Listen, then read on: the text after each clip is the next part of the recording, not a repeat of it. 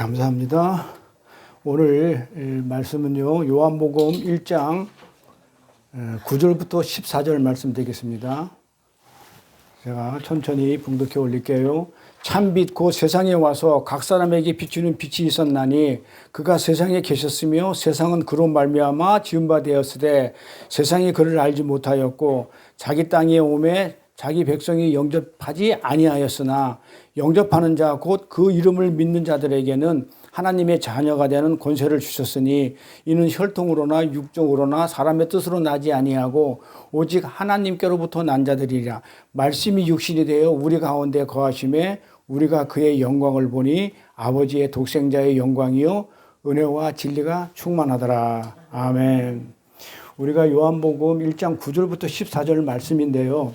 사실은 우리가 9절부터 어디까지 했냐면 13절까지 지난 시간에 다 했어요. 사실은 다 했는데 오늘은 14절 말씀만 할 거예요. 14절 말씀은 다 못 끝냅니다. 14절 말씀 중에서. 그래서 예수님이 어떻게 말씀이 되시는 그분이 육신으로 와야만 했는지, 왜 육신으로 왔는지 대해서 오늘 말씀을 나누도록 할 겁니다. 자, 오늘 말씀 제목은요, 육신이 되어 오신 예수, 하나님이시며 사람이신 예수님이 어떻게 육신이 되어 오셨는가 말씀을 나누도록 할게요. 말씀이 육신이 되어 우리 가운데 거하심에 이렇게 말씀하셨는데 지난 시간에 했던 걸 한번 정리해보고 넘어갈게요. 우리가 여기서 참빛이라고 그랬는데 이 참빛은 어떤 빛을 얘기해요? 진짜, 가짜 그 빛이 아니죠. 참빛은 뭐다? 온전한 빛이라고 그랬어요. 그래서 성경에다가 이렇게 가로 열고 써 놓으세요. 참빛은 온전한 빛. 그러니까 온전한 빛이 왔다. 그 얘기는 무슨 얘기예요? 그 전에 어떤 빛이 있었다는 거예요. 구분적인 빛, 온전하지는 않지만 뭔가 모르는 부분적인 빛이 있었다는 거예요. 그래서 그 빛이 있었는데 진짜 이제 부분적으로 뭔가 어렴풋이한 빛이 있었지만 이제 진짜 온전한 빛이 오셨다. 지금 그렇게 성경을 말씀합니다. 그래서 이 빛에 대해서, 참빛에 대해서 설명을 했어요. 이 부분이 예수라고. 예. 그렇게 얘기를 했고, 그 다음에 우리가 보니까 알지 못했다 그래요. 세상은 그로 말미암아 지은 바 됐는데 세상은 그를 알지 못했대. 그래서 지난 시간에 말씀드린 게 알지 못한 이유가 왜 알지 못한다고 그랬어요. 알지 못하는 이유를 제가 한 두 가지 정도나 말씀을 드렸는데 이렇게 우리가 한 주만 건너뛰면 추수감사절이 있어가지고 한 주만 건너뛰면 이게 다 없어져 버려. 참 하나님 그것도 축복이에요. 안 좋은 거 계속 머리에 담고 있으면 머리가 아파. 빨리빨리 잊어버리는 것도 축복인데 근데 이런 거는 좀 한 번씩 그래서 제가 한번 정리해주고 가는 거예요. 잊어버리기 때문에. 알지 못한 이유는 왜 그래요? 왜 알지 못했다고요?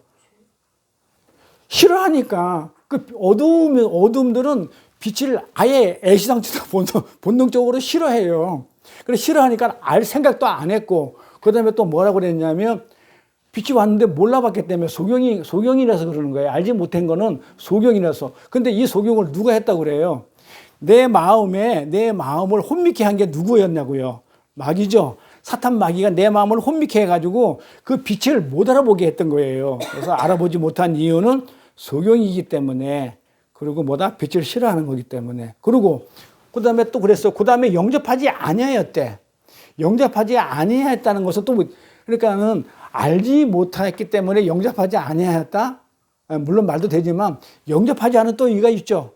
영접하다는 것은 내 안에 뭘 받아들이는 건데 안 받아들였다는 거예요. 안 받아들였다는 것은 뭐예요? 내 안에 뭐가 있다는 거예요. 다른 걸로 꽉 차 있기 때문에 그 빛인 예수를 영접하지 않았다. 그러면서 제가 뭐라고 그 비유로 설명을 드렸냐면 그 포도원 농부 비유를 드렸죠. 주인이 농부들한테 포도를 이렇게 열매를 맺으라고 이렇게 울타리를 쳐주고 갔단 말이에요. 가가지고 종을 보내니까 죽여버리죠. 아들을 보내는데 또 죽이죠. 죽은 이유가 뭐다? 죽인 이유가 주인이 원하는 것을 맺지 않았던 거예요. 그러면 내가 원하는 걸 맺은 거예요. 그래서 죽였다. 그렇다니까 똑같은 말이죠. 내 안에 내가 원하는 것이 있으니까 그 주인이 원하는 그 열매가 없는 거예요. 주인이 원하는 열매가 없으니까는 내놓을 게 없으니까는 그냥 주인한테 그냥 그 포도원 다 뺏길 것 같으니까 죽여버린 거란 말이에요. 그래서 우리가 영접하지 않은 이유가 뭔지 성경에다 적어 놓으면 다음에 읽을 때 편해요. 알지 못한 이유가 뭔지, 이렇게 간단하게 적어 주셔요. 그 다음에 우리가 또 뭐라 그랬어요? 영접하는 자는, 근데 영접하지 아니했는데 그 중에 일부 무리는 영접하는 자가 있더라 이거예요. 근데 그게 우리예요. 여기 계신 분들이에요. 그런데 우리에게 뭘 줬냐면 권세를 줬는데 어떤 권세를 줬다? 자녀가 되는 권세를 줬지. 그러니까 권세에는 세 가지가 있다고 그랬죠. 기억나나? 이게 헬라어고 외국어고 어려워가지고 모르기 때문에 제가 이 크라토스라는 정치적인 권세, 크라토스라는 거 생각나죠? 데모크라시, 무슨 뭐 크라시, 시온크라시 막 이랬단 말이에요. 그 정치적인 권세, 권력, 예? 대권 뭐 이런 거, 이런 권세도 있고, 권세에는 그 다음에 또 두나미스라고 그래가지고 하나님의 능력을 주셔가지고 베드로한테 능력 주셔가지고 막 그냥 진리를 전하니까 사람들이 막 그냥 3,000명의 회개에 돌아오는, 또 병이 낫는 그런 신적인 능력에 대한 권세도 있고요. 그걸 두나미스라고 그러죠. 근데 자녀에 대한 권세는 뭐라고 그랬어요? 뭐라고 그랬냐면 엑수시아라고 그랬죠. 엑수시아는 뭐다? 신분적인 권세. 우리가 이 세상에 아들로 태어났지만 그 어떤 권세를 줬냐면 하나님의 자녀가 되는 그런 권세를 줬다는 거예요. 신분의 격상, 내는 우리가 권세를 받았다. 그렇게 설명을 말씀드렸어요. 그러면서 혈통이 뭔지 설명드렸어요. 어떤 육적인 혈통, 그 다음에 육적인 게 뭐다. 육적인 거는 내가 열심히 땀 흘리고 노력해가지고 돌을 닦아가지고 뭔가 성취해내는 그런 걸 육적이라고 그랬죠. 그러면 사람의 뜻, 윤리적으로 도덕적으로 잘 살아내는 그것이 정의다, 그것이 의다라고 하는 그런 뜻으로 난 게 아니고 오직 어디로부터 났다고 얘기하냐면 하나님으로부터 난 자들이에요. 그러니까 모든 우리 가족들, 우리 하나님의 자녀들은 하나님으로부터 났지, 내가 율법을 잘 지키고 도덕적으로 선하게 잘 살아서 그 다음에 내가 어떤 뭐 성과를 내서 내가 업적을 쌓아서 난 것이 아니다. 오직 하나님의 은혜로. 왜 나한테 은혜를 주는지 저도 몰라요. 그거는 엿장수 마음이니까. 저도 모르는데, 그러니까 우리가 감사한 거예요. 나보다도 더 훌륭하고 여기 계신 보다 더 멋진 사람들이 많이 있는데도 불구하고 여기한테도 하나님의 자녀라는, 이 자녀라는 권세는요, 하늘나라를 가진 거예요. 유산을 받는 거예요. 그러니까 하늘나라는 풍성하죠. 풍성하잖아요. 그러니까 풍성한 걸 내가 다 누리는 거예요. 그게 우리가 어저께 말하는 한 달란트를 받았으면, 그 사랑이라는 걸, 예수를 내가 받았으면 땅속에 묻는 게 아니고 어떻게 하라고요? 그거를 누리는 거예요. 누리는 건 뭐예요? 내가 한 달란트를 받았으면 한 달란트는 남기는 거지, 묻어두면 남기는 게 뭐야? 내가 사랑을 누리고 있으면 주변 사람들이 보고 저 사람은 정말 별것도 아닌데 저렇게 평강을 누리고 저렇게 사랑을 누리고 있네? 예, 복음의 뭐랄까 요약이 평강이니까 평강을 누리고, 야, 나도 그 사랑, 그 평강을 누리고 싶어 하면서 어떻게 돼요? 하나를 낳는 거가 되겠죠. 묻어두면 안 낫잖아요. 그걸 묻어두는 건 그냥 율법으로 살겠다는 거잖아요. 율법으로 살게 되면 힘들어요. 그러니까 율법으로 살면, 줄 성수 안 하면 하나님이 해코지 살 것 같고, 또 헌금 안 하면 무슨 11조 안 하면 무슨 어떤 우환이 생길 것 같고, 막 이런 불안감이 생겨요. 이게 율법이란 말이에요. 자유하지 못하는 거. 그래서 율법으로 살면 하나님이 그걸 심판을 하셔요. 그래서 오늘은 여기까지 정리를 했고요. 지난 시간에 오늘은 14절 말씀만 할 건데, 14절 말씀이 뭐였냐면, 말씀이 육신이 되어 우리 가운데 거하심에 우리가 그의 영광을 보니 아버지의 독생자의 영광이요 은혜와 진리가 충만하더라. 다 못 가요. 어디까지만 갈 거냐면, 말씀이 육신이 되어 우리 가운데 거하시면 여기까지만큼은 못 가요. 여기까지만 갈게요. 자, 오늘 14절에 말씀이 육신이 되어 우리 가운데 거한다 해서 우리 가운데 거하다는 뜻이 뭐냐면 스케노예요. 이 스케노라는 뜻은 뭐다? 장막을 치다. 지난 시간에 했던 거예요. 장막을 치다, 텐트를 치다, 회막을 치다. 자, 말씀이 누구죠? 예수죠. 예수님이 육신을 입고 왔는데 번역을 어떻게 했냐면, 본래는 원어 보면 스케노 이렇게 돼 있단 말이에요. 그러면 육신이 되어, 직역을 하면 육신이 되어 장막을 쳤는데, 회막을 쳤는데 우리가 그의 영광을 봤다 이렇게 되는 거예요. 근데 번역을 우리 가운데 거하심에 이렇게 번역을 해놨단 말이에요. 그러니까 우리 가운데 거하심이라는 얘기는 장막을 치다, 누가 예수님이 장막을 쳤단 말이에요. 그 장막을 치게 되면 어떻게 되겠어요? 장막을 치게 되면 그 장막하는 그 성전이죠. 회막이 성전이잖아요. 성전이단 말이야. 회막을 치다, 장막을 치다, 성전을 치다. 그러니까 성전은 지금 누구를 얘기하는 거예요? 예수를 얘기한다 이 말이에요. 그래서 우리가 성전 그러면 항상 예수예요. 왜 예수냐? 성전 안에는 누가 있다? 항상 예수가 있어요. 그래서 성전에서, 성전 안에서 성막 구조를 보면 촛대가 있는 것도 빛을 발하는 그 빛이신 예수를 얘기하는 것이고, 떡상 있는 것도 그 떡상도 그 말씀이신 예수고, 전부 다 법궤 안에 들어가 있는 또 그 만나, 그 십계명, 또 아론의 쌍난 지팡이 전부 다 예수, 말씀을 상징하는 거란 말이에요. 그러니까 성경 그 자체는 예수를 상징하는 거예요. 그래서 예수님이 육신으로 왔을 때 장막을 치셨다, 회막을 치셨다 이 얘기를 하는 거예요. 성경 그렇게 적어놔요. 근데 번역을 이렇게 했으니까 요 스캐너를, 그래서 말씀이 육신이 되어 예수님이 우리 가운데 거하시다는 것을 우리는 성경은 회막을 치다, 장막을 치다 이렇게 표현합니다. 그래서 구약에서 우리가 그림을 봤지만 지난 시간에 그림을 보니까 어떻게 돼 있어요? 이 성전 안에 가장 중요한 게 마당 안에, 그 안에가 또 성소, 성소 안에 지성소, 지성소 안에 법궤 안에 그 안에 들어가 있는 내용, 그렇죠? 그러니까 지금 뭘로 계속 이거 쌓여 있어요. 뭔가 계속 쌓잖아요. 법궤를 지성소로 쌓고, 지성소를 성소로 쌓고, 성소를 성전으로 쌓고, 성전 마당으로 쌓고, 마당을 또 울타리로 만들고, 또 울타리 옆에 레위 지파들이 다 동서남북으로 있고, 또 레위 지파 옆에는 12지파들이 또 이렇게 세 지파씩 나눠져 있고, 그 다음에 또 성벽을 또 만들고, 그러고 나서 밖에 있는 자는 세상 사람, 이 안에 있는 사람은 하나님 나라 사람, 하나님 백성, 이렇게 구별을 한단 말이에요. 구별을 하는데, 구별인데, 구별이 거룩이라고 그랬죠. 그러니까는 점점 구별을 많이 할수록 점점 더 거룩한 거야. 그러니까 예수님은 이 안에 있는 거야. 그러니까 성전의 주인공이 예수예요. 그래서 우리가 어저께 공부할 때 골방에 들어가서 이 제자들이 골방에 들어가가지고 진리가 됐는데 8일째, 안식일 지난 첫날 하면 8일이죠. 안식일이 7일이니까 첫날 8일째 골방에 들어가가지고 진리가 된 상태인데도 불구하고 유대인들이 무서워서 문을 닫았다는 그런 성경 구절이 나와요. 그러니까 유대인이 무섭다는 게 아니죠.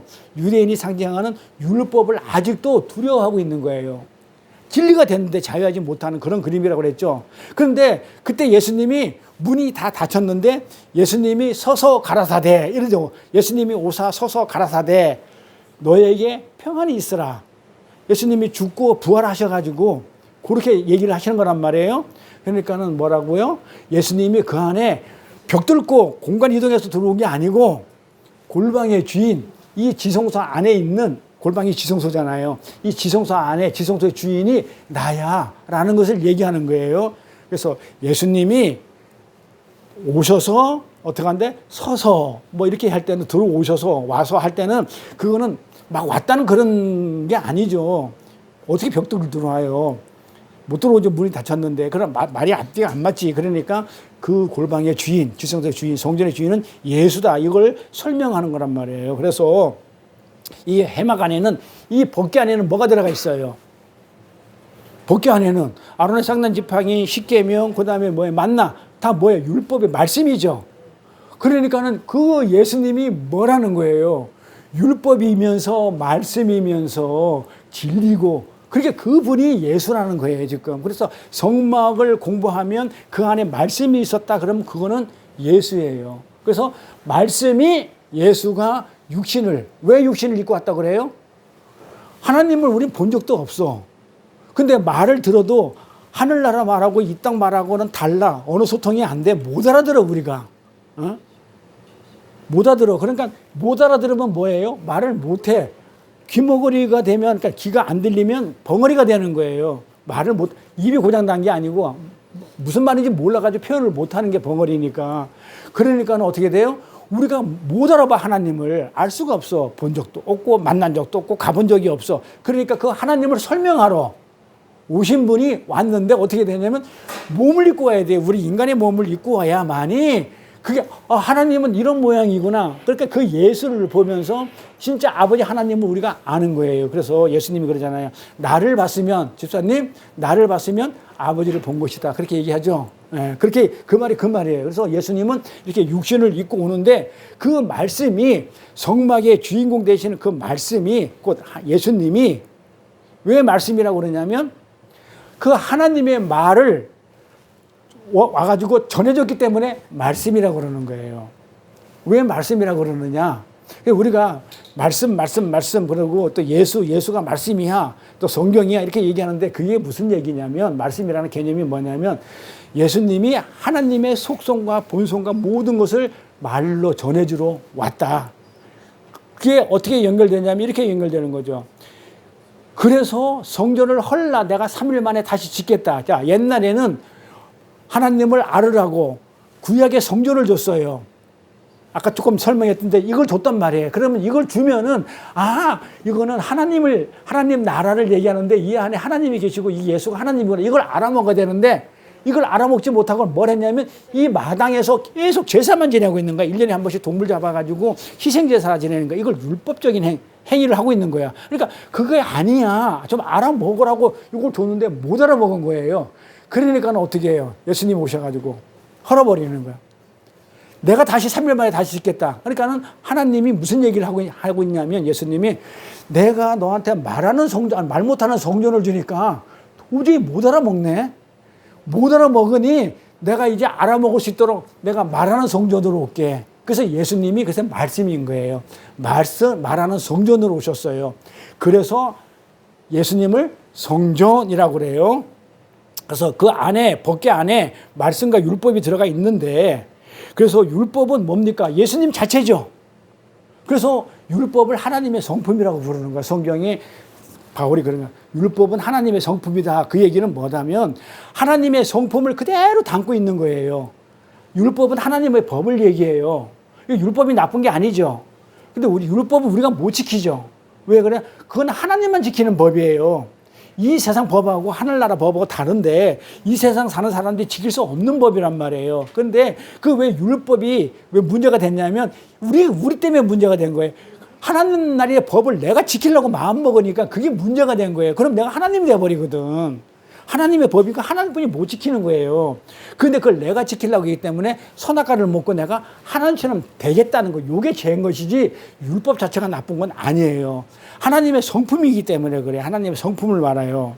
그러면서 이 안에 뭐가 언약궤가 들어가 있다고 그랬죠. 지성소 안에. 예수 안에, 그 예수가 지성소죠. 지성소 안에 법궤죠. 법궤가 안에 뭐가 있냐면 언약궤라고 그러죠. 그러니까 뭐예요? 예수님이 언약 당사자로 오시는 거예요. 그렇죠. 언약궤. 그러니까는 하나님이 자신이 바로 뭐다? 내가 하나님이 너희에게 주겠다는 아이테오, 니들이 기도해서 달라고 했던 구하면 내가 주겠다는 그 언약이 바로 뭐다? 나야. 그 얘기하는 거예요. 언약궤. 그래서 언약은 누구냐면 하나님이 주시겠다는 게 바로 뭐냐면 예수였었어요.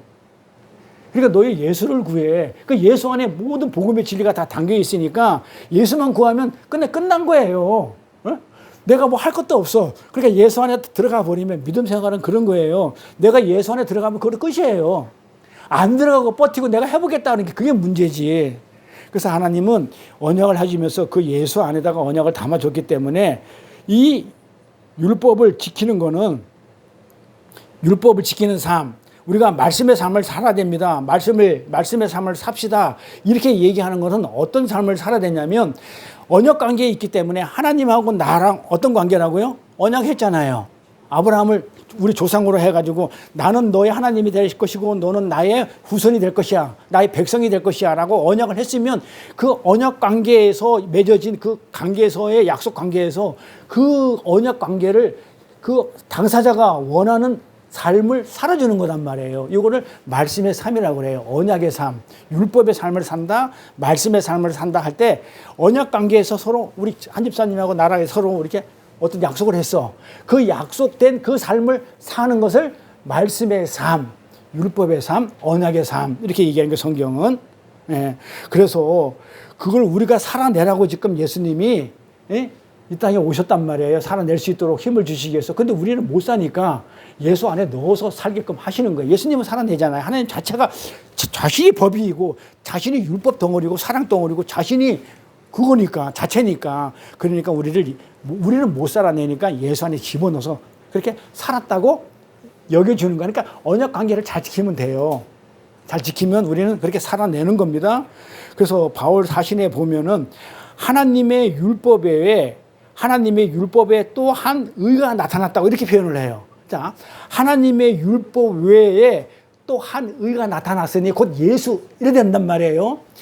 그럼 하나님의 율법 외에 한 의 그러면 하나님의 율법도 의가 되나요? 안 되나요? 의죠. 그러니까 그 의에 또 의가 있는데 또 다른 의가 나타났으니 이 말이란 말이에요. 그러니까는 그 율법도 의라는 얘기예요. 그러니까는 예수가 와서 온 것도 예수님도 의지만 공의가 되지만 하나님의 율법도 의예요.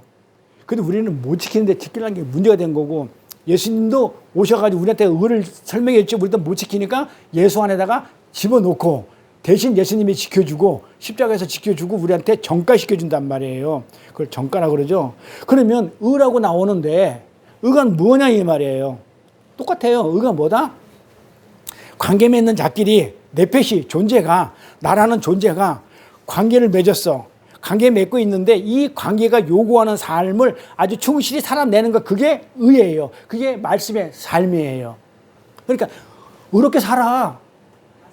그러니까는 뭐 도덕적으로 윤리적으로 이렇게 막 그런 얘기가 아니고 하나님이 나한테 요구하는 서로 나랑 언약 관계를 맺었으니까 그 관계 속에서 요구하는 그 삶을 사는 자체를 의롭다고 그러는 거예요. 의로운 행위라고 그러고 의롭게 살아요. 그러면 의로운 건 두 가지가 있어요.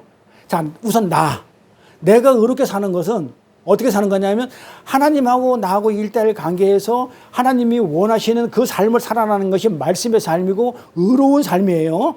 그리고 또 하나는 뭐냐면 하나님을 떠나가지고 관계에서 벗어나서 관계가 요구하는 삶을 살지 못하는 그 자에게 돌아오게 해가지고 어떻게 해요?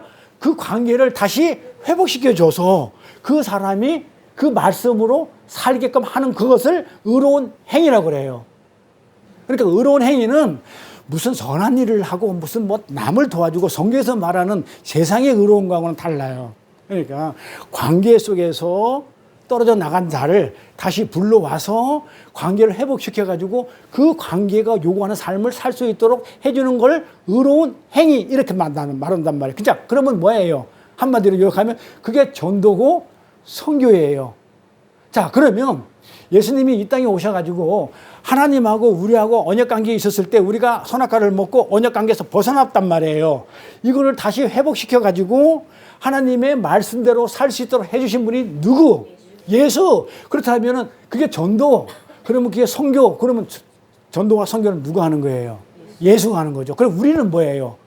그거를 알아먹게끔 못 알아먹는 사람들한테 기가 다친 자한테 가가지고 알려주는 역할을 하는 도구로 쓰이는 것이지 내가 선교, 내가 전도를 몇 명 했다. 우리 목사님들 보면은 내가 뭐 몇 명을 전도해 교회를 어떻게 세웠다. 이게 전부 다 누가 한 거? 하나님이 하신 거란 말이에요. 그러니까 그게 구분이 안 되면 안 돼요. 그러니까 나를 드러내면 하나님은 끝이에요, 그냥. 하나님 앞에서 그냥 그거는 심판받아버려요. 그래서 우리 선교사님 잘 배우셔가지고 한 번도 저는 내가 뭐 했습니다를 안 드러내니까. 그래서 그냥 제가 막 감동받아가지고 지금 열심히 지금 우리 하나님께 기도하면서 그 주의 종으로 만들어주세요. 정말 그냥 신실한 종이니까 하면서 이제 기도하게 되는 거예요. 그렇듯이 우리가 내가 뭘 했다는 순간에는 하나님하고는 완전 관계가 끊어져 버려요. 그거는 의로운 행위가 아니에요. 그거는 불의예요. 불이다. 정리를 하면 그렇습니다. 그래서 그 예수가 우리 죽어야 할 자들을 하나님의 언약 관계로 끌어들여와서 의롭다고 그렇게 해주셨단 말이에요. 그렇게 끌려 들어와서는 하나님 언약 관계 속에서 그 관계가 요구하는 하나님이 요구하는 그 삶을 살아가는 자들이 의롭다고 하는 거예요. 그러니까 성경에서는 그래서 그 예수가 살고 우리한테 그거를 전가해줬다. 의를 전가해줬다. 그래서 의신칭의라고 그래요. 이신칭의. 이신. 의롭다고 여겨주는 거예요. 하기는 누가 했어요? 예수님이 하고 나는 안 했지만 너도 같이 도구로 쓰였으니까 너도 의롭다고 여겨줄게 이 말이에요. 전가가 된 거예요. 그래서 우리가 의로운 자가 되었어요. 그래서 우리가 나와서 하나님 앞에 나와서 이렇게 예배를 드릴 수 있는 것이고 그래서 도덕적으로 윤리적으로 잘 살고 있어서 의인이 아니라 우리가 하나님의 언약 안으로 끌려 들어왔다는 겁니다. 하나님의 의로운 행위로 말미암아 우리가 의인이 된 것이다. 예수 의로운 행위로 말미암아. 그렇게 율법은 하나님의 성품인 거예요. 하나님 다우심을 나타내는 게 그게 법이고, 그래서 예수 그리스도를 율법이라고 성경은 그렇게 말해요. 요한복음 8장 29절에 가볼게요. 자, 요한복음 8장 29절에 나를 보내신 이가 나와 함께 하시도다. 내가 항상 그의 기뻐하시는 일을 행함으로, 여기서 내가 할 때는 예수고 그의 기뻐하시는 것은 아버지 하나님이시죠. 그러면서 나를 혼자 두지 아니하셨니라. 예수님은 자신이 하나님이시기 때문에 그 하나님이 자신이잖아요. 그 자체가 하나님이시다니까 그 의로운 삶, 관계가 요구하는 삶 그 자체를 살 수 있죠. 그러니까 그 하나님만, 예수님만 살 수 있어요. 하나님이 요구하는 삶, 그 율법은 우리는 못 살아요. 근데 우리는 여겨주는 거예요. 그러니까 그 삶을 예수님은 그대로 살아낼 수 있었던 거예요. 또 살아내셨어요. 그래서 그분은 율법 자체이기 때문에, 그래서 예수님이 사람들 사이에 거하는 것을 율법이 갖고 있는 그 해막 성전, 율법이 갖고 있는 게 뭐냐고 해막이죠. 성전이죠. 구약의 성전. 성전은 율법을 의미하잖아요. 옛 성전은. 갖고 있는 그 성전이 사람들에게 둘러쳐 있다. 스캐너되어 있다. 둘러쳐 있다. 이렇게 얘기하는 거예요. 그러니까 예수님이 율법이 사람들 사이에 둘러쳐 있다. 그 삶을 살았기 때문에 이렇게 표현한 거예요. 그래서 성전이 예수인 거예요. 그래서 성전이 예수인 이유를 갖다가 몇 개지만 정리해 드릴게요. 자, 첫 번째, 이스라엘의 해막 성전은, 그래 예수님 자체라고 그랬죠. 성전이 이거는 뭐다? 하나님의 거하시는 처소죠. 그러니까 예수님이 지금 어디에 거하셔요? 항상 하늘나라에 거하시는 그 성전이 거하시니까 하늘나라니까 그리고 예수님이죠. 그러니까 성전을 항상 그래 예수라고 그래요. 그러니까 그 언약궤 안에, 해막 안에는, 언약궤 안에는 항상 뭐가 있었어요? 빛이 빛나고 있죠. 촛대가 있잖아요. 성전 안에는 촛대가 있다고요. 빛이 빛나고 있다고요. 이렇게 그걸 갖다가 뭐라고 얘기냐면 빛이 빛난다는 걸 얘기를 갖다가 쉐키나라고 그러는데, 이 쉐키나 그 영광을 얘기해요. 그래서 이 빛, 영광의 빛 이렇게 번역했는데, 그래서 성경은 예수님을 빛이 오셨는데 빛이다 이렇게 얘기하는 거예요. 성전인 자체가 예수예요. 근데 성전 자체에 뭐가 있다고요? 빛이 있어요. 촛대가 있다고요. 그림으로 보여줬어요. 그거는 상징이지만 그 촛대 7개가 있는데 7개 촛대에서 완전한 하나님의 숫자인 7 촛대에서 빛이 빛나고 있다는 얘기는 예수님의 빛이라는 거예요. 그 자체가 예수님이기 때문에. 그리고 그분이 하나님이기 때문에 해막에 거하는 거예요. 자기 집이잖아요. 그래서 예수님 자신이 성전이다, 성소다 이렇게 얘기하는 겁니다. 그래서 두 번째, 성전, 해막은 하나님께서 사람들에게 뭐 하는 곳이에요? 성전에서 뭐 했다고요? 구약 때 율법의 성전 때 전부 다 말을 전했죠. 그러니까 예수님이 회당에 가서, 해막이 회당이에요. 회당에 가서 말씀을 가르치니, 뭘 전하니, 뭘 했단 말이에요. 그래서 말씀이라고 그러는 거예요. 그러니까 하나님이 이 땅에 오셔가지고 하나님의 속성과 성품을, 아버지의 성품과 성품을 그대로 말로 전했기 때문에 예수님을 말씀 이렇게 얘기하고, 그 다음에 또 성전 안에 빛이 있기 때문에 빛 이렇게 예수님을 얘기하고, 그 다음에 또 성전에서는 말씀이 전해지기 때문에 말씀 이렇게 얘기하는 겁니다. 어렵진 않아요. 그렇죠? 그리고 세 번째 뭡니까? 해막에서는 뭘 드려야 돼요? 희생제사 드리죠? 성전에서. 그러니까 뭐야? 예수님 자신이 제사를 드리는 제사장이고 또 제물이 되시는 것이죠. 그러니까는 이제 성전을 딱 생각을 딱 해보면, 성전의 그림을 아까 봤지만 그 성전 그림을 보면은 그 자체가 전부 다 뭘 얘기하는 거예요? 예수 얘기하는 거예요. 그런데 이 성전을 보고 예수의 그 진리, 그 예수의 사랑을 깨닫지를 못하고 거기서 뭐 하고 있더라? 계속 율법적인 제사만 지내고 있으니까 예수님이 오셔가지고 없애버리는 거예요. 구약의 성전을. 그래서 옛 성전을 없애버리고 새 성전을 지어주는데 그 새 성전이 예수였단 말이에요. 그래서 예수님은 이 땅에 제사 드리러, 십자가 지시러 이렇게 오셨는데, 그러니까 이 성전, 회당, 해막이 담고 있는 그 내용 전부 다가 뭐다? 누구를 설명하는 거다? 예수를 설명하는 거다. 그런데 사람들이 아까 얘기한 것처럼 오해를 해가지고 거기서 제사만 드리도록, 제사만 잘 드리면 되는 줄 알고 그 제사 드리는 행위로 구원의 이루를 했던 거예요. 그게 바리새인이고 그게 서기관들이고 그게 유대인들이었단 말이에요. 제사만 열심히 드리면 내가 구원을 얻을 수 있어. 그래서 율법을 그렇게 잘 지키려고 그렇게 열심히들 했었고, 그래서 예수님은 그게 아니야 하면서 직접 오심으로 구약 성전이 파괴되었고 없어져 버리고, 그러면서 구약의 율법도 완성이 되어 버리는 거죠. 없어졌어요. 이제 구약이 성전이 없어졌으니까 율법도 없어져 버리는 거예요. 완성이 돼. 그래서 율법이 더 이상 나를 정죄하지 못하는, 없어졌어. 전부 다 완성이 됐단 말이에요. 그래서 예수님께서 오시는 것을 성경이 왜 말씀이 육신이 되어 오셨는지에 대해서 아까 본문 14절 이해가 가시겠죠. 말씀이 육신이 되어서 왜 우리 가운데 거하셨다는 말이 무슨 말인지 이제는 아시겠죠.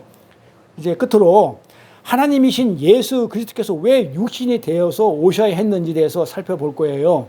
왜 오셨는지 굉장히 중요한 부분이에요. 이사야서 가볼게요. 9장 6절. 이는 한 아이가 우리에게 낳고 한 아들을 우리에게 주신 바 되었는데 그 어깨에 정사를 메었고 그 이름은 기묘자라 모사라 전능하신 하나님이라 영존하시는 아버지라 평강의 왕이라 할 것임이라. 누구에 대해서 얘기하는 것 같아요? 예수에 대해서 얘기하는 거죠. 육신을 입고 왔다는 것을 지금 설명하기 위해서 아이가 육신을 입고 오는 거예요. 자, 여기서 정사를 메었다 얘기는 뭐예요? 정치를 하는, 통치를 하는 이렇게 그런 일, 사는 일이에요. 일사자. 그러니까 정치를, 통치를 하는 그 일을 하러 오셨다 이 말이에요. 한 아들을 우리에게 주신다는데 그 어깨에 그 예수한테 다스리는, 정사를 다스리는 그 일을 주셨다 이 말이에요. 그런데 그 이름이 어떤 이름이 기묘자래. 기묘자가 뭐냐면 아주 기이하고 묘한 자, 한자로 보면 그래요.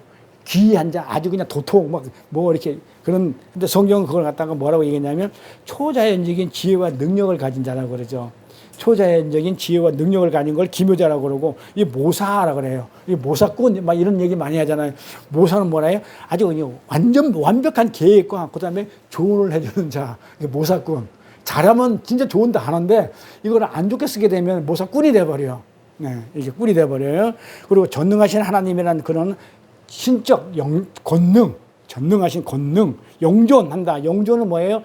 영원히 존재한다. 그러니까는 영원히 존재하시면서 그냥 가만히 있는 게 아니고 영원히 존재하시는 가운데 우리를 보호하신까지 들어가요. 영존하시는 하나님 할 때 우리를 보호하신 평강의 왕, 평화를 주시는 통치자. 평강, 어제 우리 공부했어요. 평강은 뭐라고 그랬어요? 무엇을 알려주기 위해서 가리키는 것, 그걸 평강이라고 해서 샬롬이라고 그랬어요. 이 샬롬, 샤람이라는 얘기는 무엇을, 율법을 알려주기 위해서 예수님이, 아니 하나님이 친필로 십계명을 썼다 할 때 그게 평강이에요. 그러니까 뭘 가르쳐주기 위해서 가리키는 거. 그래, 샬롬 하게 되면 뜻이 뭐냐면 저 너머에 평강이 있다. 그러니까 손가락으로 저 너머 예루살렘을 가리키는 거야. 하늘에 예루살렘을 가리키면서 저 하늘에 뭐가 있다? 평강이 있다 할 때 이 가리키는 거, 이 손가락, 요걸 평강이라고 그래요. 그러니까 가리키니까 고개 넘어서 평강이 있어. 그래서 요걸 평강이라고 얘기를 한다. 그래서 예수님이 그 아이가 바로 하나님이다, 평강의 왕이다 이렇게 얘기를 합니다. 그래서 주님께서는 자신이 하나님의 아들이라는 말씀을 직접적으로 성경에다 한 적이 없어요. 내가 하나님이야 이렇게 직접적으로 하지 않고 간접적으로 해요. 그러니까 다른 사람들이 하나님의 아들이십니다, 요한 제자들이 그렇게 얘기하지, 하나님 자신 내가 하나님 아버지 아들이야 이렇게 직접적으로 얘기를 안 하고 간접적으로는 얘기를 해요. 암시만 해요. 가볼까요? 요한복음 5장 17절 23절까지 가볼게요. 예수께서 저에게 이르시되 내 아버지께서 이제까지 일하시니 나도 일한다 하시매, 유대인들이, 그러니까 아버지가 일하니까 나도 일한다, 그러니까 내가 아들이다 이런 얘기를 안 하고, 유대인들이 이를 인하여 더욱 예수를 죽이고자 하니 이는 안식일만 범할 뿐 아니라 예수가 하나님을 자기의 친아버지라 하여, 하나님을 직접 내가 아버지다 이렇게 얘기 안 하고 내가 아들이라는 얘기는 안 하고 내 아버지가 일하니까 나도 일한다. 그러니까 그 안에는 아들이라는 뜻이 있어요. 근데 내가 아들이야 이렇게 얘기 안 한다는 얘기죠. 하나님을 자기의 친아버지라 하여 자기를 하나님과 동등으로 삼으심이라. 그래서 화가 났다는 거예요, 유대인들이. 그러므로 예수께서 저에게 이르시되 내가 진실로 너에게 이르노니 아들이 아버지의 하시는 일을 보지 않고는 아무것도 스스로 할 수 없나니 아버지께서 행하시는 그것을 아들도 그와 같이 행하느니라. 그러니까 직접적으로 내가 하나님 아버지야, 아들이야 이렇게 얘기 안 하고 아버지가 하시는 일을 보지 않고는 아들은 할 수가 없어. 근데 내가 아버지를 봤기 때문에 아들이기 때문에 그 일을 행하고 있어. 이렇게 얘기하는 거예요. 참 말을 어렵게 하셔요. 하나님 예수님은 참 말을 좀 돌리더라도 좀 편하게 얘기하면 이렇게 알아먹을 건데 아버지가 하시는 일을 보지 않고는 아무것도 스스로 할 수 없나니 아버지께서 행하시는 그것을 아들도 그와 같이 행해. 그러니까 아들이기 때문에 그렇게 내가 한다 이렇게 얘기하는 거예요. 내가 하나님의 아들이다 이렇게 얘기하지 않고 돌려 얘기하는 거예요. 아버지께서 아들을 사랑하사 자기가 아들이라 얘기 않고 그냥 어떤 아들을 사랑하사 이렇게 얘기하는 거예요. 자기 행하시는 것을 다 아들에게 보이시고 또 그보다 더 큰 일을 보이사 너희로 기이 여기게 하시리라. 그래 기묘자죠. 아버지께서 죽은 자들을 일으켜 살리신과 같이 아들도 자기 원하는 자들을 살리니라. 지가 죄송해요 예수님. 예수님 그러면 안 되는데 말이 나왔는데 헛나왔네. 죄송해요. 그러니까 예수님 아버지 하나님이 살리시니까는 하나님도 아들이니까는 살린다고 얘기를 하는데 이것들이 못 알아듣는 거예요. 못된 것들이. 아들이에요. 그래서 아버지께서 아무도 심판하지 아니하시고 심판을 누구한테 맡겼다? 아들한테 맡겼다 그래요. 이는 모든 사람으로 아버지를 공경하는 것 같이 아들을 공경하게 하려 하심이라. 나를 공경하라 그러는 거예요. 다 돌려 얘기하는 거예요. 근데 우리는 알아먹어요. 자, 아들을 공경치 아니하는 자는 그를 보내신 아버지를 공경치 아니하는 것이다. 그러니까 내가 아들 맞아. 그러니까 나를 잘해. 나한테 잘해. 이 얘기를 하는데 직접적으로 내가 아들이다. 이렇게 얘기를 안 하고 계속 말을 길게 해가지고 쓰기도 힘들게끔 이렇게 해놨다고요.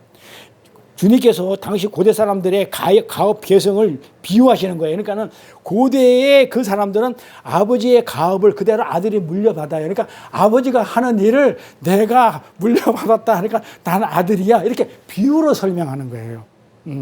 그래서 당신이 하나님의 친자인을 지금 암시하고 계시는데 특별히 19절과 20절 내용을 보면은 고대 사회에서 보면 아버지가 장자에게 가업을 개성할 때 아버지의 노하우를 그대로 전해줘요. 그러니까 아버지가 하신 일을 그대로 노하우를 전해줘요. 이게 목수기 때문에 뭐 목수가 대패질하는 거, 또 잘 가는 거 이런 거 다 노하우를 전수해줬겠죠. 이런 식으로. 이런 노하우를 그대로 보여주면서 가업을 유업시켰는데, 개성시켰는데, 보여주면서. 그러니까 지금 그거를 비유를 들어서 그때 당시에 문화라든지 이런 걸 비유를 들어가지고 예수님이 지금 유대인들에게 말씀을 하고 있는데 그 유대인들이 들으면 이게 당연히 알아들었겠죠. 앞만 돌려서 얘기해봤자 요게 문화였거든요. 아들은 아버지가 하는 걸 그대로 계승해서 물려받아가지고 하는 일을 그대로 하는 게 가문이에요. 가문이고 그 아들의 역할이 있기 때문에 우리는 돌려받으면 이렇게 돌려 얘기했지 하지만은 그때 당시에 유대인들은 삶이 그거였기 때문에 알아먹었던 거예요. 알아들은 거예요. 그러니까 아버지와 아들의 가업계승의 장면을 비유로 하나님이 내 아버지이기 때문에 나에게 보여주시고 직접 가르쳐 주시고 그래서 내가 하고 있다 이렇게 말씀을 하시니까 유대인들이 알아먹었어. 먹고 난 22절에 보니까 또 뭐라고 또 하냐면 거기다가 또 예수님이 한마디 더 붙여. 내가 하나님의 아들이야. 그러면 그거 그냥 네가 무슨 아들이야. 이래 돼야 되는데 거기다가 또 예수님이 한마디 더 한 게 뭐냐면 22절에 더 해가지고 아버지가 심판을 나한테 맡겼대. 내가 심판할 거야. 자, 이래 돼버리는 거예요. 근데 유대인들은 생각하기를 심판은 누가 한다고 생각하냐면 하나님이 한다고 생각하고 있는데 그럼 네가 하나님이냐? 이래 돼버리는 거예요, 이제. 그러면서 하나님이 안 해도 아들이 한다고 계승을 했으니까 막 이래 가면서 그렇게 이제 알아들은 거예요. 그러니까는 이거는 예수님은 그러니까 내가 하나님 아들 맞다니까? 이렇게 암시를 했어요. 그래 유대인들이 이걸 듣고 가만히 있었겠냐고요. 화를 내고 와 네가 어쩌다고? 그래서 잡아 죽인 거예요. 그래서 예수를 죽이고자 할 정도로 화를 냈었어요. 그러니까 그때 당시에 중동 지방에 쓰였던 그 아람어, 그러니까 예수님 당시에는 그 바벨론어라는 그 아람어가 있었어요. 그러니까는 예수님 당시에는 참 골치 아파. 히브리어는 점점 없어졌어요.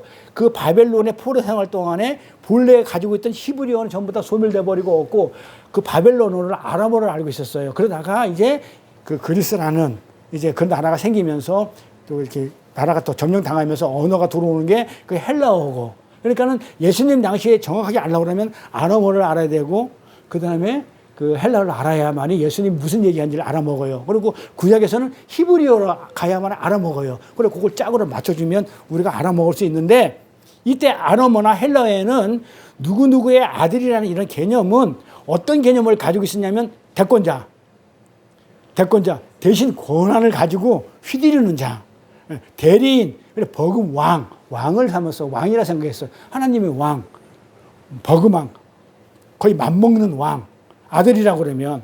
그래서 우리가 그 쿠어바디스인가? 막 그런 거 보면은 양자 삼잖아요. 아들 삼잖아요. 그러면 가락지 껴주죠. 영화 보면. 반지 껴주는데 이게 뭐냐면 계승을 하는 약속의 징표예요. 모든 재산과 유업을 너한테 물려주는 거. 그게 아들의 어떤 역할이고 아들은 대권자라는 그런 권한을 받았다는 그런 의미를 가지고 있어요. 그래서 유대인들에게서 하나님의 아들이라고 하면 단순히 진짜 하나님의 아들이라는 뜻도 있지만, 진짜 아들이라는 뜻도 있지만 뭐냐면 그런 권한을 받아가지고, 하나님한테 권한을 받아가지고 그 권세로 힘을 갖고 어떻게 하나님이 통치하라는 것을 그대로 통치하는 자를 하나님의 아들이라고 이렇게 여겼단 말이에요. 그 문화가 그랬었어요. 그걸 하나님의 아들이라고 여겼어요. 그래서 유대인들은 신정국가, 신이 다스리는 국가거든요. 이스라엘은 왕이 다스리는 국가가 아니에요. 하나님이 직접, 구약에 보면 하나님이 직접 다스리고 나중에는 그 사사들이 다스리다가, 사사들이 한 400년 동안 다스리니까는 뭐가 오냐면 끝에 암흑시대가 와요. 그러니까 사사기는 암흑으로 끝나요. 400년 동안 암흑으로 끝나. 그러니까 뭔가 안 되는 거야. 하나님이 직접 다스리니까는 이 사사들이 다 왜 우리는 하나님이 직접 다스려가지고 겁나 죽겠어요. 그러니까 우리 사사 주세요 해가지고 사사가 다스리니까 암흑으로 끝나. 그러니까 그때 사무엘을 통해가지고 한나라 잉태된 사무엘을 통해가지고 하나님이 어떻게 돼요? 그 사사를 갖다가 통해가지고 사울 왕을, 우리도 이제 다른 나라처럼 이제 왕으로 하나님이 직접 하시되면 고달프고 힘들잖아요. 다스리려면 말도 안 듣는데. 그러니까 우리한테 왕을 주셔서 왕을 줘가지고 우리가 왕을 통해가지고 하나님의 대권자 주시면 그 하나님의 아들로 여겨가지고 왕으로 여겨서 우리가 그렇게 하나님을 섬기겠나이다 하면서 왕으로 달라고 했던 게, 그게 이제 열왕기상, 열왕기하, 역대상, 역대하 쭉 나가는 거예요. 임금들이 쭉 나오는 거예요. 그렇게 해서 유대인들은 그런 신정국가인 이스라엘에게 다스리는 왕들을 사람이지만 하나님의 아들이라고 불렀어요. 이게 굉장히 중요해요. 다른 건 몰라도 요거는 반드시 알아야 돼요. 그래야 그 창세기 때 사람의 아들들과 사람의 딸들이 결혼하는 바람에 노아의 홍수 심판이 일어난단 말이에요. 사람의 아들이라는 개념을 정확히 잡고 있어야 성경을 보고 엉뚱한 해석을 안 한다고요. 사람들의 아들이 누군지를 알아야 돼요. 그러니까 하나님의 아들하고 사람의 딸들하고 결혼해가지고 심판을 받아버리면 그게 뭔 얘기냐고. 일단 좀 보충 설명할게요. 그래서 하나님의 아들은 그 하나님의 신정국가에서 하나님의 권력을, 대권을, 권한을 유인받아가지고 그대로 통치하는 자를, 그 왕을 하나님의 아들이라고 이렇게 불렀다. 그래서 하나님께서 왕을 세워가지고 대신 다스리게 했기 때문에 그들은 하나님의 아들이라고. 이거 시편에 가볼게요. 시편 2편 7절부터 12절 가면 내가 영을 전하노라 여호와께서 이르시되 너는 내 아들이다. 오늘날 내가 너를 낳았도다. 내게 구하라. 내가 열방을 유업으로 주리니 내 소유가 땅끝까지 이르리로다. 내가 철장으로 저희를 깨트리며 질글같이 부스리라 하시도다. 그런즉 군왕들아 너희는 지혜를 얻으며 세상의 관원들아 교훈을 받을지어다. 여호와를 경외함으로 섬기고 떨며 즐거워할지어다. 그 아들에게 입맞추라. 그렇지 아니하면 진노하심으로 너희가 길에서 망하리니 그 진노가 급하심이라. 여호와를 의지하는 자는 다 복이 있도다. 자, 누구에 대한 얘기입니까? 내가 영을 전한다 그래요. 왕이겠죠. 그러니까 영을 전한다. 여호와께서 내게 이르시되, 자 다윗이겠죠. 시편이니까 영을 전하는데 하나님의 말을 지금 전하는데 뭐라고 했냐면 너는 내 아들이다 이랬단 말이에요. 그러니까 너는 내 아들이다 이렇게 얘기를 했다는 얘기는 오늘날 내가 너를 낳았다. 자, 그러니까 왕이죠. 그러니까 이건 실제는 다윗이 얘기지만 누구를 상징하는 거예요? 예수죠.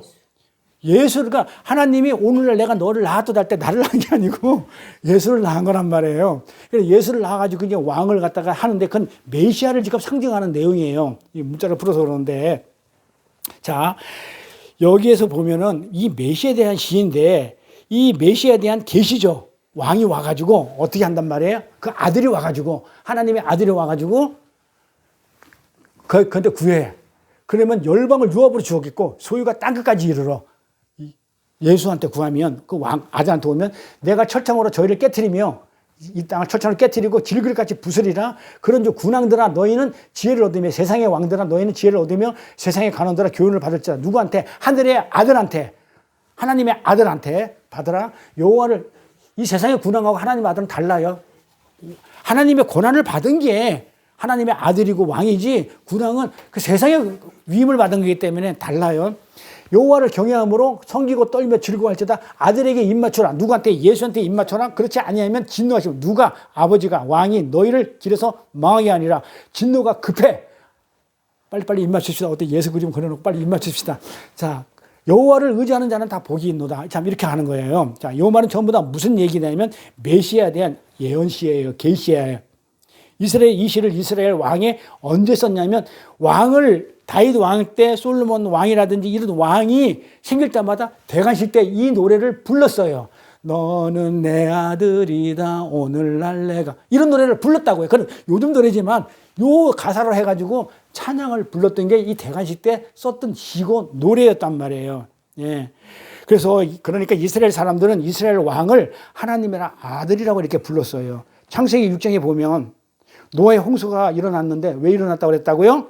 하나님의 아들들이 사람의 딸들을 보고 너무너무 반해가지고 좋아가지고 아내를 삼았기 때문이라고 그렇게 얘기해요. 그게 심판이에요. 그러니까 심판의 빌미가 뭐야? 다른 게 아니에요.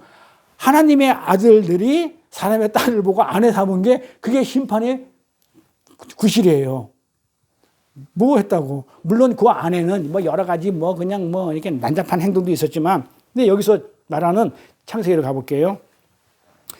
6장 1절을 보면 사람이 땅 위에 번성하기 시작할 때 그들에서 딸들이 나니 사람들의 아들들이 사람의 딸들을 아름다움을 보고 자기들이 좋아하는 모든 자로 아내를 삼은지라.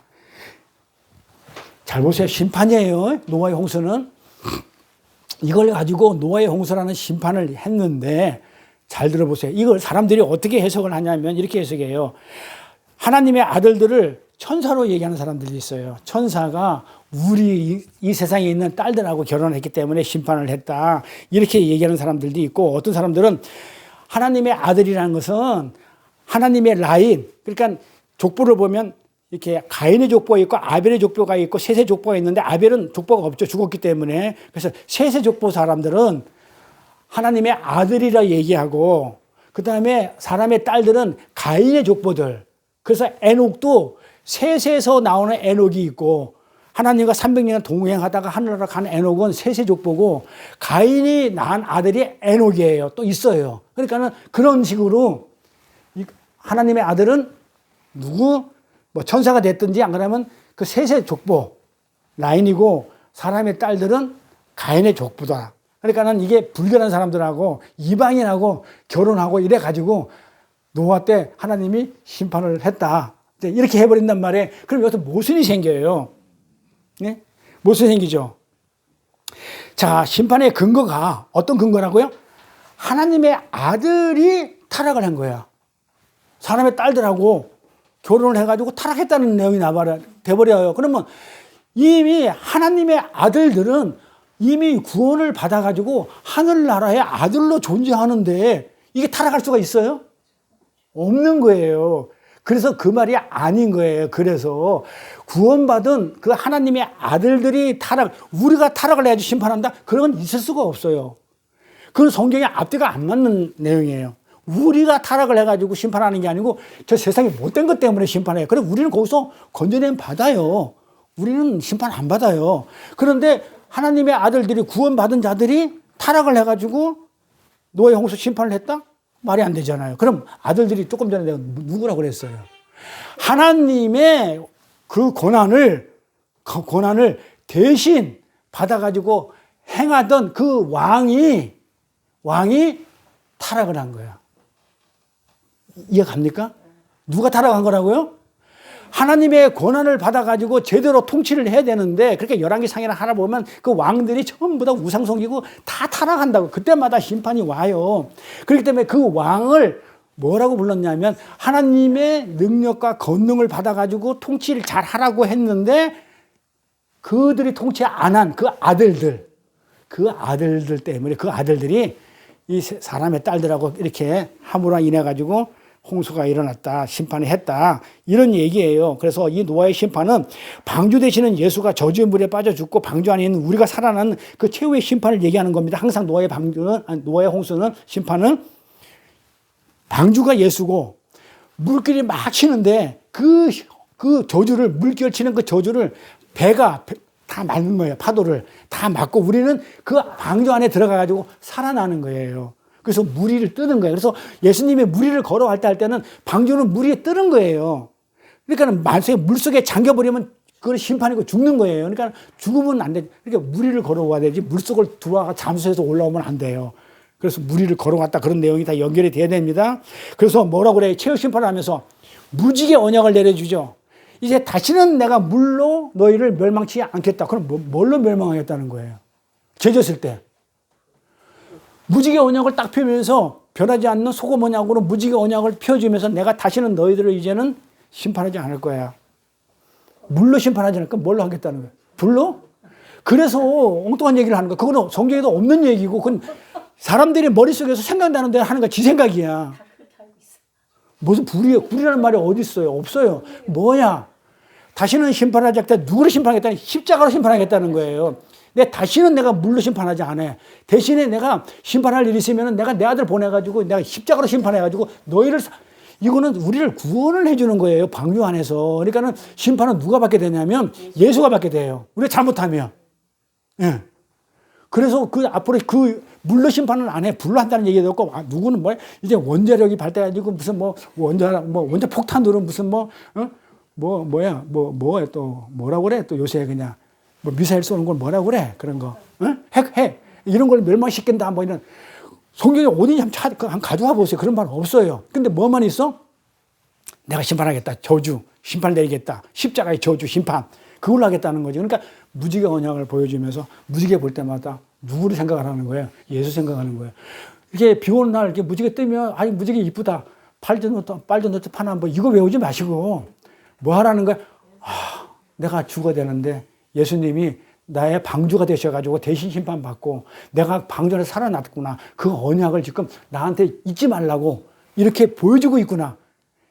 그게 묵상이고 그게 큐티인데 나는 이제 뭐 엉뚱하게 가면 안 되는 거죠. 그래서 우리는 이 사람의 딸, 하나님의 아들이라면은 반드시 이 세상에 하나님의 고난을 받아가지고 하나님의 통치를 제대로 하지 않은 그 왕들 때문에 우리가 이렇게 심판을 받은 것이다. 이렇게 얘기하는 겁니다. 그래서 하나님의 아들에게는, 아들이라는 단어는 하나님의 권세를 받아가지고 다스리고 있던 어떤 대권자를 가리킨다. 그것만 기억하시면 됩니다. 그렇게 하나님의 아들이라는 것을 그런 개념으로 갖고 있던 이스라엘 사람들에게 하나님의 아들 사상, 메시아 사상이 있었을까요? 없었을까요? 있었겠죠. 하나님을 대권해가지고 대신해가지고 우리를 잘 먹게 해주고 잘 살게 해주는 그 왕을, 실제 대권자를 기다렸겠어요? 안 기다렸겠어요? 그게 메시아 사상이란 말이에요. 그 출발점이 어디에 있었냐면, 이 메시아 사상의 출발점이 어디였냐면 사무엘하 7장에 나와요. 가볼게요. 사무엘하 7장에 가니까 사무엘하 7장 11절 13절에 가니까 전에 내가 사사를 명하여 내 백성 이스라엘을 다스리는 때와 같지 않게 하고, 자, 이제 사무엘이 이제 왕을 삼는 거야. 하나님의 대권, 권한을 이음받아가지고 하나님 나라를 통치할 그 왕을 삼기 위해 했는데 뭐라고 얘기했냐면, 그 전까지는 뭐가 있냐면 사사기가 있었어요. 사사기 다음에 사무엘이 나오니까 사사를 통해 가지고 백성을 다스리던 때와 이제는 안 해. 사사로 안 하고 이제는 모든 대적에서 벗어나서 평안케 하리라. 어떻게? 내게 이르노니 여호와가 너를 위하여 집을 비우고 수원이 차서 내 조상과 함께 잘 때에 내 몸에서 날 자식을 내 뒤에 세워가지고 그 나라를 경고케 하리라. 저는 내 이름을 위하여 집을 건축할 것이요 나는 그 나라를 위하여 경고케. 사무엘이 지금 누구한테 얘기를 하냐면 다윗한테 얘기한단 말이에요. 다윗한테 지금 얘기를 뭐냐면, 이제는 내가 왕을 세우겠다. 왕을 세우는데 하나님이 이렇게 왕을 세우라 해서 왕을 세우겠는데 그때같이 안 하고, 그런데 이 다윗이 수백이 다하면 끝나면 안 되잖아요. 하나님의 권한을 다 받았는데 죽어버리면 안 되잖아요. 인간이 죽잖아요. 근데 수완이 찾아가지고 네가 죽었을 때 조상들과 함께 잘 때에 거기서 끝내지 않고 네가 낳은 아들, 네 몸에서 날 자식을 내 뒤에 다시 세워가지고 후계자를 세워가지고 누굴까요? 솔로몬이죠. 다윗이 죽고 나가지고 솔로몬이 왕이 되잖아요. 이렇게 읽는 거예요. 날 자식을 솔로몬을 세워서 그 나라를 경고케 하리라. 그래서 그 솔로몬은 내 이름을 위하여 하나님이 이름을 뭘 한다고요? 성전을, 집은 항상 성전이라 했죠. 그래서 솔로몬이 성전 건축하는 거예요. 이게 이미 다 하나님의 계획과 섭리 속에서 다 있던 것을 그대로 성경은 이렇게 사람들이, 성경의 인물들이 그대로 성취해 나가는 거예요. 그러니까 이거는 이미 다 예정되어 있던 일들이에요. 그러니까 솔로몬을 통해서 내가 집을 건축하겠다, 성전을. 그러니까 에루살렘 성전이, 하늘나라 에루살렘 성전이 솔로몬을 통해서 완성이 된단 말이에요. 그러니까 다 돼 있던 거예요. 이때는 벌써 솔로몬 태어나지도 않을 때란 말이에요. 나는 그 나라와 그 자기 위치, 왕권, 왕위를 영원히 경고케 하리라. 이래 됐단 말이에요. 자, 사무엘이 다윗한테 왕위를 주면서 요렇게 얘기를 해줬단 말이에요. 그런데 이게 이 선택이, 이 다윗에 대한 선택이 신탁. 그러니까 하나님 나라를 통치하라고 어떻게 다윗한테 신탁을 해줬죠. 요 신탁이 다윗의 신탁이라고 그래요. 그래서 이 신탁은 어떤 걸 얘기하냐면 사실은 말은 다윗이지만 누구를 상징하는 거예요? 예수죠. 다윗의 후손으로 오셔가지고 영원한 하나님 나라를 완성하실 예수 그리스도에 대한 계시였단 말이에요, 이게. 그 예수가 그 후손을 통해 서 계속 하나님의 왕권을 대리로 예수님 오셔가지고 치리할 거라는 그런 얘기를 해줬는데 사람들은 어떻게 알아보냐면 눈에 보이는 다윗과 솔로몬으로 그렇게 보이는 걸 한 거예요. 근데 이 유대인들이 이 나단의 신탁을 다윗의 후손의 왕 중에서 육적인 이스라엘이 그 왕위를 가지고 있는 그런 자가 와서 자기 나라를 경고케 할 거라고 그렇게 믿었던 거예요. 그런데 그렇게 믿었던 다윗의 왕권을 누가 와가지고 솔로몬이 와가지고 이제는 자기 나라를 부흥케 한 것도 맞고 그다음에 대적들로부터 지켜주고 자기 나라에서 핍박에서 다 벗어날 거라고 생각을 했었는데 솔로몬이 죽어버렸네. 그런데 죽으면서 어떻게 됐어요? 나라가 둘로 쪼개져요. 나라가 둘로 쪼개진단 말이에요. 둘로 쪼개니까 여로보암하고 또 뭐야? 여로보암하고 또 누구야? 또 있어, 부하장수. 그러니까 북이스라엘하고 남유대하고 둘이가 쪼개졌단 말이에요. 쪼개졌는데 거기서 끝나는 게 아니야. 그래, 북이스라엘은 아수르한테 멸망하고 남유대는 바벨론한테 멸망해야 되니까 이제 다 왕이 없어졌어. 아니, 하나님이 우리를 다스리기 위해서 선민이기 때문에 다스리기 위해서 육적인 어떤 왕을 다윗을 줬는데 다윗의 후손으로 솔로몬을 줘가지고 어떻게 됐다고요? 우리 왕을 계속 다스려야 되는데 죽어버렸어요. 그러니까 후손으로 한 왕이 와가지고 왕권이 회복되어 유대인들이 주인이 되는 그 나라를 완성하라고 믿었는데 망해버린 거예요. 근데 이들이 망했으면 아이고 그냥 빨리 돌아오든지 이 진리를 제대로 깨달으면 되는데 아직도 희망을 놓지 않는 거야. 희망을 버리지 않고 언젠가는 그 왕이 올 거야. 이렇게 믿고 있었던 게 메시아 사상이에요. 아직도. 그게 누구냐고요. 하나님의 아들인 대권자가 그 왕이 와서 이 땅에 와서 그 찬란했던 다윗 왕국을 다시 한번 회복시켜 줄 거라고 그렇게 철석같이 믿고 있었던 것인데 유대인들 지금도 그렇게 믿고 있는데 어떻게 됐다고요? 끝났네. 그러니까 이게 다윗의 혈통으로 야곱의 혈통으로 이제 나는 왕은 끝났어. 그러면 이제 누가 와야 되냐면 다른 혈통으로 올 어떤 메시아가 있다고 생각하고 있는 거야. 그런 내용이 나와요. 자, 그렇게 이스라엘이 망해가지고 바벨론의 포로로 끌려가지고 그렇게 해가지고 그래도 누군가가 올 거라고 이렇게 희망에 부풀어 있었을 때 이 다니엘이 또 예언을 해줘요.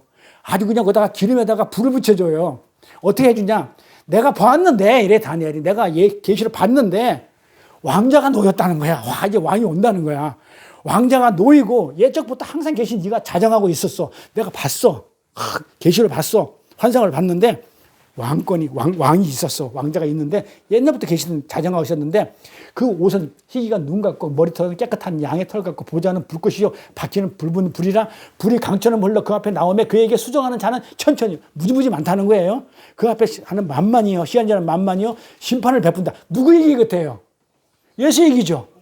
하나님의 아들 왕자를 가지고 오는 그 예수를 얘기하고 있는데 이스라엘은 이걸 알아먹지를 못한 거예요. 그러니까는 다윗의 후손으로 올 누군가의 육적으로 어떤 왕을 지금 요거를 보고 기다리고 있었던 거예요.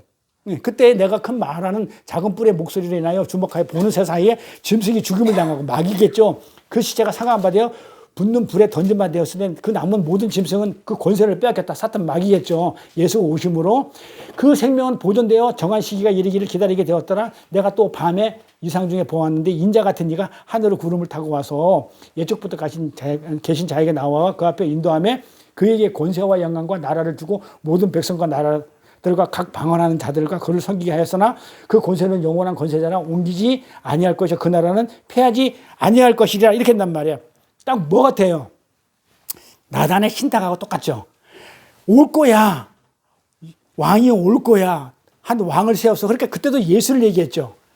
다윗한테 얘기했던 거 똑같죠.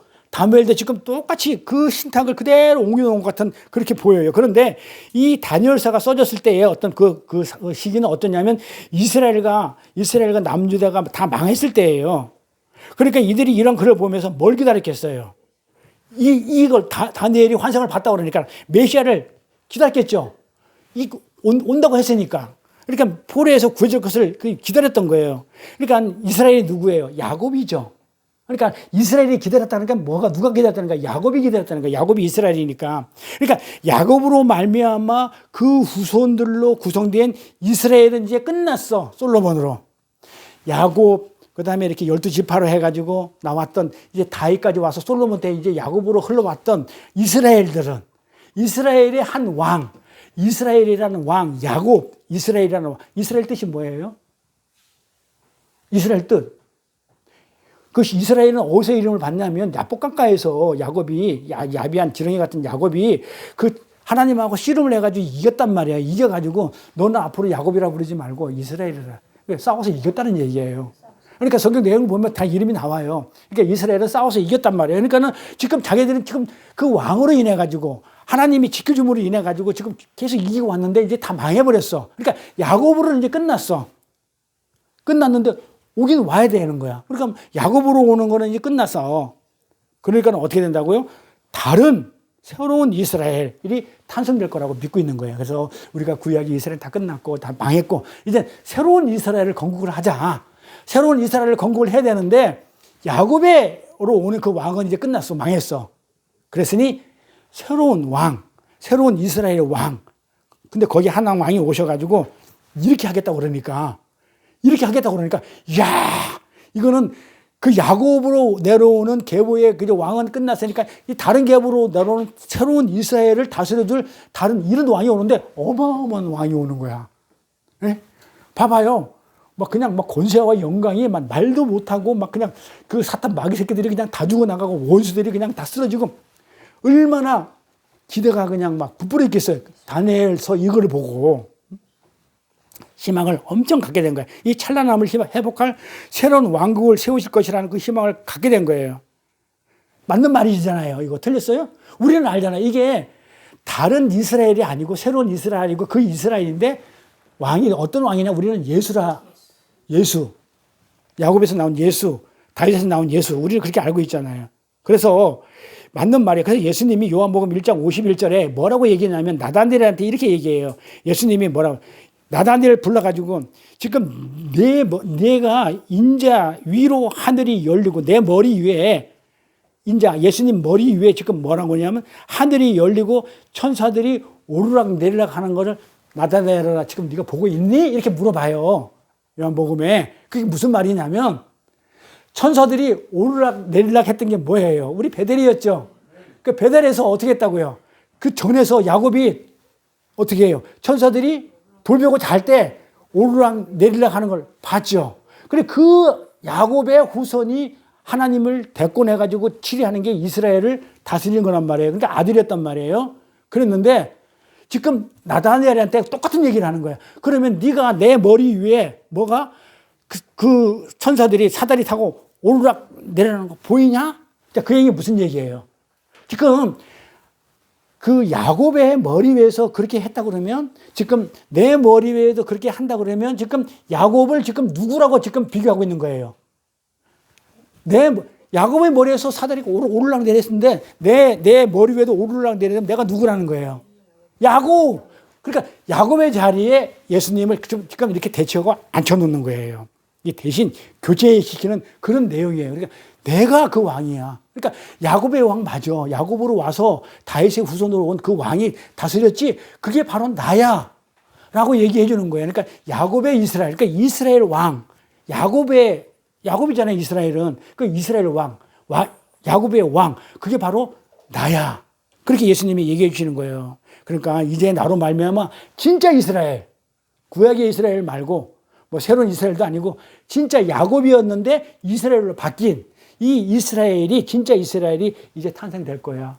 너희들은 구약에 있는 이스라엘들은 너희들 뭐야? 멸망했어. 왜? 뭘로? 율법으로. 근데 진짜 이스라엘들, 우리 지금 예수로 왕으로 섬기는 진짜 우리 야곱 이스라엘들은 어떻게 됐다고요? 우리는 이제 새롭게 탄생해가지고 그 왕의 통치를 받아서 천년, 천천이고 만만이고 막 그냥 이 복을 누리는 거예요. 그러니까 이 다니엘의 예언서는 예수를 얘기하는 거고 그 예수를 통해서 우리 새로운 우리 이스라엘이 은혜로 진리 가운데 있는 우리 이스라엘들이 어떻게 복을 받고 우리가 그 예수 안에서 왕 안에서 하나님의 왕권을 물려받는 그 예수 안에서 우리가 뭐랄까 자녀로서의 권세를 누리는 그런 자들이라는 것을 설명하는 거예요. 그래서 예수로 말미암아 이룩될 영적인 하나님 나라를 말하는 겁니다. 그래서 이스라엘은 실제로 새로운 야곱이 나타나가지고 우리는 영적으로 보고 있는데 이스라엘 사람들은 어떻게 했다고요? 새로운 야곱이 나타나가지고 새로운 이스라엘을 창조해서 우리를 잘 먹고 잘 살게 해줄 거라고 기대라고 했었던 거예요. 이게 민속 메시아 사상인데 잘못된 거죠. 진리를 모르는 거죠. 그래서 엉뚱한 정치적, 경제적 힘을 소유한 메시아를 기다리고 있는 거예요. 그 메시아 사상이 잘못된 사상이다. 그래서 하나님은 예수 그리스도를 통해서 새로운 하늘과 새로운 땅, 그 요한계시를 끝나는 거야. 그래서 예수를 통해 가지고 새로운 하늘과 처음 창조가 아닌 새 창조를 통해 가지고 우리를 새로운 이스라엘을 만들고 또 새로운 왕도 주시고 이렇게 해가지고 창조하실 것을 계속 계시하고 있었어요. 근데 유대인들은 이거를 계시하고 예언하고 있었는데 이 유대인들은 여전히 못 알아먹고 지금까지도 다윗의 후손으로 와가지고 다윗의 왕국을 회복할 정치적, 군사적, 경제적 힘을 가진 왕들을 기다리고 있는 거예요. 그런데 이렇게 기다리고 있는 판에 더럽게도 못생겨가지고 못난 그런 목사들이 나타나가지고 내가 하나님의 아들이다 그러는 거예요. 그렇게 화가 나는 거예요. 왜 화가 난 이유를 설명하는 거예요. 이게 유대인들이 열받은 거예요. 자기들이 오매불망 오로지 기다리는 그 목적은 하나님의 아들인데 그 하나님이 와가지고 새로운 이스라엘을 만들어가지고 우리에게 그 찬란한 다윗 왕국을 그 화려함을 회복시켜 줄 거를 기다리고 있는데 웬 호름하고 못생긴 목사들이 와가지고 내가 바로 너 그게 나야 이래 버리니까 어떻게 되겠어요? 열받죠? 그래서 죽여버린 거예요. 거기다가 뭐야? 근데 내가 심판까지 할 거야 이래 보니까는 화가 나가지고 예수를 죽여버린 거예요. 그러니까 우리가 말씀을 모르면 하나님을 죽이는 자가 돼요. 그래서 죄인이 돼요. 그래서 말씀을 제대로 알고 이 말씀이 무슨 말인지 제대로 알았을 때 우리가 신앙을 제대로 한 올바른 신앙을 가질 수 있습니다. 자, 기도하겠습니다. 복되고 거룩한 성의를 맞아 찬양과 경배로 예배드릴 수 있도록 허락하심을 감사드립니다. 우리 안에 성전이 되시어 언약과 말씀으로 진리를 드러내시고 성전의 제물이 되어 저희들을 살리시기 위해 이 땅에 육신으로 오셔서 우리가 지켜야 할 율법을 완성하시고 우리가 받을 저주를 다 받아내셔서 십자가의 사랑을 보여주시고 저희들에게 하나님의 아들이라는 권세까지 주셨는데 저희들 자녀답지 못한 삶을 살 때가 많습니다. 하나님의 국률하심을 의지하여 하나님과의 관계를 회복하여 의로운 자로 여김을 받을 수 있는 저희들의 삶이 될 수 있도록 인도하여 주시고 저희들이 하나님의 중심이 되는 이 땅의 삶을 살면서 하늘의 복을 받아 하나님의 영광을 마음껏 누리는 저희들이 될 수 있도록 은혜의 은혜를 더하여 주옵소서. 감사드리며 거룩하신 우리 주 예수 그리스도 이름 받들어 기도드려 싸움나이다. 아멘. 찬송가 456장입니까? 456장 하며 봉헌합니다.